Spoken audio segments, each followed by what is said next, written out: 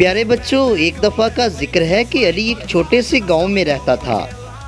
وہ بہت خوش تھا کیونکہ اگلے دن وہ پہلی بار اسکول جانے والا تھا۔ علی نے اپنی نئی کتابیں، کاپیاں اور بستہ تیار کیا۔ وہ رات کو سو نہیں پا رہا تھا کیونکہ وہ اسکول کے بارے میں بہت سوچ رہا تھا۔ اگلی صبح علی جلدی سے اٹھا اور تیار ہو گیا۔ اس کی ماں نے اسے ناشتہ کروایا اور پھر اسے اسکول چھوڑنے چلی گئیں۔ راستے میں علی نے بہت سے بچے دیکھے جو ہنستے اور کھیلتے ہوئے اسکول جا رہے تھے۔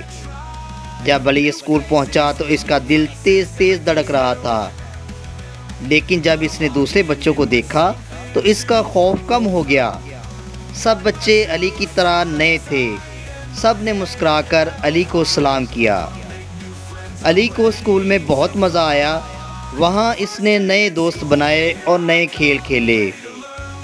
استاد نے انہیں کہانیاں سنائیں اور حروف تہجی سکھائی۔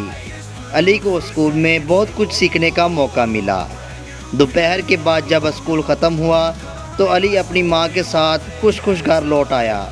اس نے اپنی ماں کو بتایا کہ اس سے اسکول میں بہت مزہ آیا اور اس کے کتنے نئے دوست بنے۔ علی کو اب روزانہ اسکول جانا اچھا لگتا تھا۔ اس نے سیکھا کہ علم حاصل کرنا اور دوست بنانا کتنا اہم ہے۔ اس کہانی سے ہمیں یہ سبق ملتا ہے کہ نئے تجربات سے ڈرنا نہیں چاہیے بلکہ انہیں خوشی سے اپنانا چاہیے۔